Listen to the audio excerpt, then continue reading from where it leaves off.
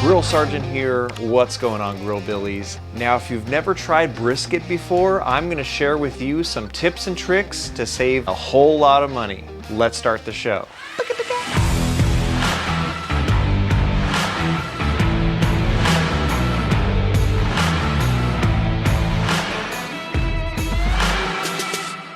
What do you think the #1 reason is that people are hesitant to try brisket? It's mainly the price. Brisket is expensive. So expensive, so expensive. No one comes out the gate and does a perfect brisket. No one. Here's even Aaron Franklin talking about his first brisket. I remember cooking my first brisket like it was 16 years ago. It was pretty terrible. Now, picture your favorite athlete. They didn't just walk out on the field and just own the sport. No, it took practice and practice and practice and time and time and time. Mastering brisket is no other. You have to put in the time and you have to put in the money. Now, there are no shortcuts to learning how to do great brisket. Or is there? In today's video, we're gonna be looking at a cut of meat called beef chuck. It's literally called poor man's brisket for a reason. So cheap. I'm gonna show you how I do everything to my brisket, but we're gonna be doing it on a beef chuck. And then once you perfect that, you'll be going into your first brisket with a whole lot more confidence. Now, what state makes the best brisket? We all know it's California. Say what? I'm only kidding. We all know it's Texas. What if you crafted your pellets to give a Central Texas flair to it? So we're gonna be mixing in 1 part oak, 1 part pecan, and 1 part charcoal pellets to really help bring a Texas style smoke flavor to our beef chuck. So let me load these into the smoker. And let's bring out that beef chuck. Come on, man. So we got our beef chuck here, and the marbling on this thing is just so beautiful. As far as seasonings go, I'm gonna be using GSP, which is short for garlic, salt, pepper. And then for a little bit of color, one of my friends, he's from Texas, he says this is all I use on my briskets, and it's called Tex Joy, and this is their barbecue seasoning. I do like that it has like paprika in it, so it's gonna help give a little bit of color. As far as a binder goes, we are going to be using W sauce. Now, if you don't know what a binder is basically something that you're going to put onto your meat. It really isn't going to affect the taste so much, but it's going to help your rub stick to the meat. As far as the smoker goes, I am going to be putting it at 120. That's its lowest setting. It's just going to soak up some smoke. And when I get back from church, we're going to look at it, probably spritz it down. Without further ado, let's season this brisket up. Yeah, the marbling is just super, super good. But so first thing we're going to do is take our W sauce and just put it on top. Now, normally with a brisket, you do some trimming on it. This actually looks pretty well trimmed and ready to go, so kind of no need for that. So we're going to put our first layer of GSP on.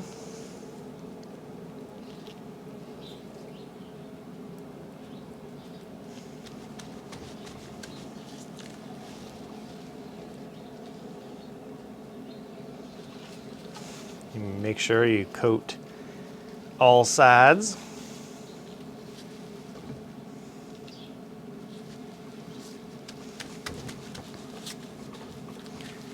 Beautiful. We'll close this up. So now we are coming up to temp. Look at all that beautiful smoke. Now we're going to get our Tex Joy.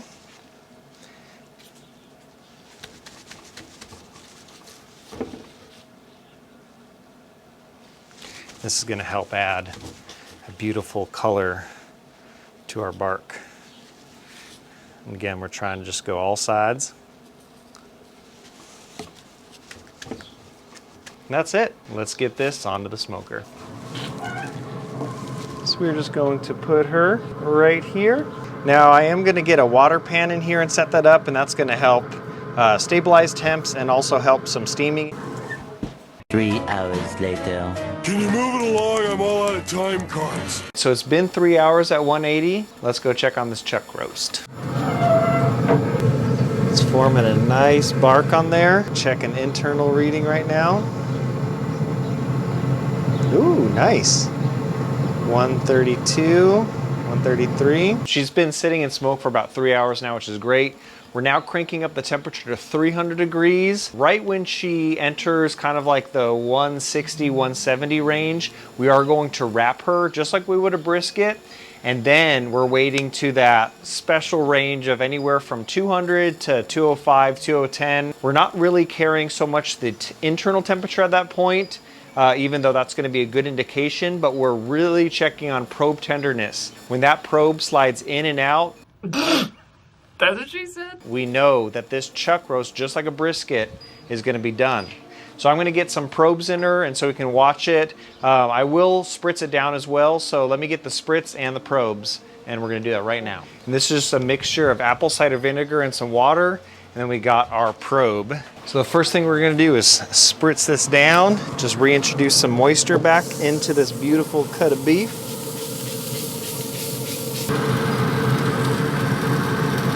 Once we wrap it, it is going to cook a little bit faster, and we do want to let it rest for at least, if we can, an hour, ideally 2 hours. So hopefully it'll be done in time for dinner, right? So it hasn't even been an hour yet since we last tuned in, and she's already passed 170. So she's hitting the wall of 175. We're actually gonna wrap it up right now. I'm gonna show you how I wrap it just like I would wrap my briskets. So let's go check on her right now. Take her off, and we're going to put her over here. Let me get this off. Now, some people will wrap in butcher paper, some people wrap in foil. I'm a fan of actually doing it with both. So what I'm gonna do is we're just gonna move this to the end right here. Now, before I start wrapping it up, I will spray this down, get it really nice and moisty, and then we go for the wrap. Just really as tight as you can. Wrap it in here like this, and then we're going to come in here, wrap our little package up like that. I think they call this like the foil boat method. So what we're gonna do is we're gonna put foil on the bottom of it, but we're not gonna wrap it completely because we still want it, basically you want to leave the top of it a little exposed so it's gonna be still able to breathe. And yet the foils kind of also help with like a steaming action and stuff like that. So usually, just like my briskets, I'll wrap it and present it just like this. It's gonna go back on the smoker now, and then we're gonna be checking in probably around 200 degrees. Oh, the smoker's still set at 300 degrees. All right, so I'm gonna put her right back in the smoker here. So now I'm gonna close the lid down, and that's pretty much the hard part. So we'll tune back in when she hits about 200 degrees.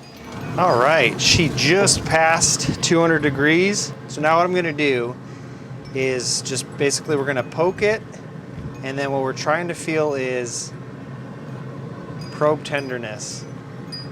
Oh, yeah, that's going in. Basically, you don't really care about the temperature here, but for giggles, saying 202, 203 here.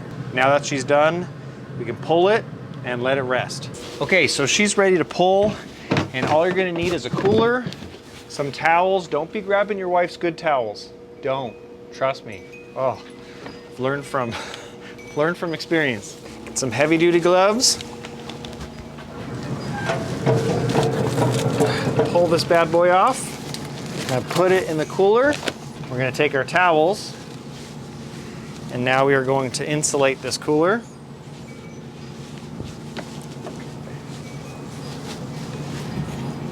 Close it up. All right, so now we're gonna let it rest. 1 hour minimum. I'm gonna see if I can hit it for 2, and then we'll be carving in for dinner. Oh, I can't wait. All right, it is my favorite time. The meat is done resting. Get our little present here, little bundle of joy. Ooh, dang. But this thing is still very hot too. Look at all that juice on there. All right, moment of truth. Ooh, look at that. Little mini brisket. Man, I'm telling you, the bark on it is so similar to brisket. It's almost comical. So without further ado, let's start carving in. Oh man, look at that. Look at that.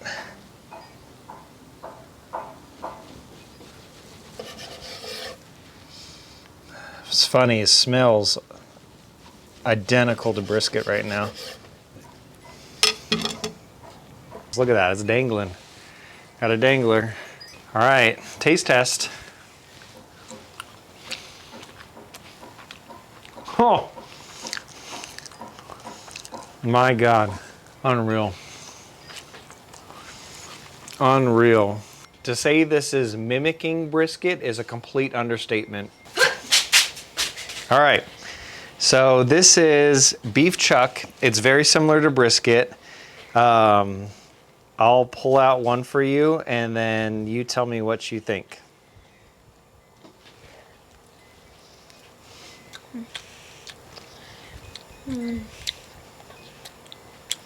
Pretty good. If you were to give it 1 out of 10, what would you say? 8. An 8, nice. So not spicy, right?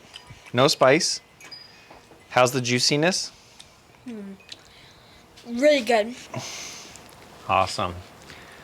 Well, there you have it. All right, awesome. I'm gonna bring this inside, so I'll catch you in a few, all right?